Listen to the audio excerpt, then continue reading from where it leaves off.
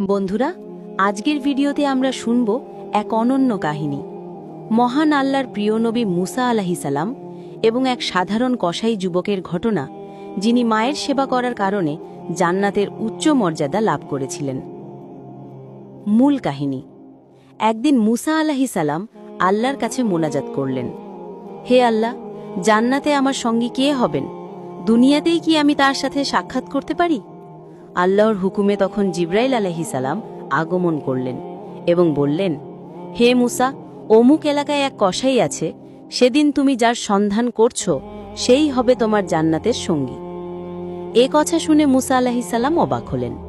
তিনি ভাবলেন, আমার মতো নবীর জান্নাতের সঙ্গী হবে একজন সাধারণ কসাই? নিশ্চয়ই এর পিছনে রয়েছে কোনো বিশেষ আমল। এরপর তিনি সেই কসাইয়ের দোকানে গেলেন। দেখলেন যুবকটি মনোযোগ দিয়ে মাংস বিক্রি করছে। সারা দিন পর্যবেক্ষণ করেও কোনো বিশেষ ইবাদত চোখে পড়ল না। সন্ধ্যা হলে কসাই তার হাতে গোস্তের থলে নিয়ে বাড়ির পথে রওনা দিল। মুসা আলাইহিস সালাম তার পিছু নিয়ে গেলেন এবং নিজের পরিচয় গোপন করে অতিথি হবার অনুমতি চাইলেন। কসাই বিনা দ্বিধায় রাজি হয়ে গেল। বাড়িতে পৌঁছে কসাই প্রথমে নিজ হাতে খাবার রান্না করল। তারপর ঘরের এক কোণে ঝুলন্ত ঝুড়ি নামিয়ে আনল। সেখানে ছিলেন এক বৃদ্ধা নারী।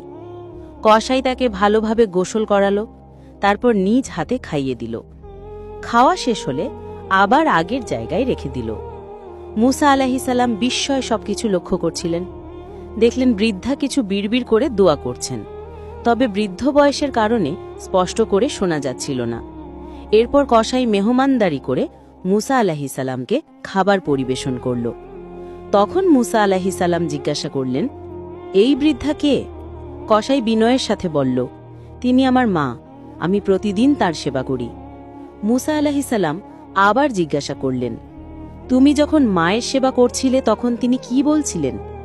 কসাই বলল, আমার মা প্রতিবারই দোয়া করেন, আল্লাহ তোমাকে ক্ষমা করুন আর তোমাকে জান্নাতে মুসা নবীর সঙ্গী করুন।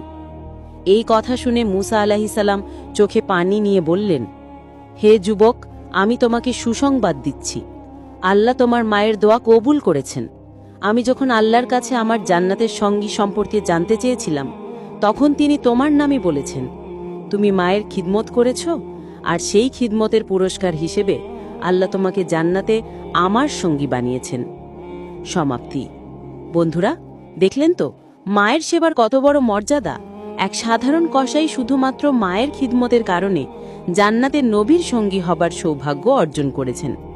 তাহলে আসুন আমরা প্রত্যেকে চেষ্টা করি আমাদের মায়ের সেবা করার মাধ্যমে জান্নাত অর্জনের পথে এগিয়ে যেতে।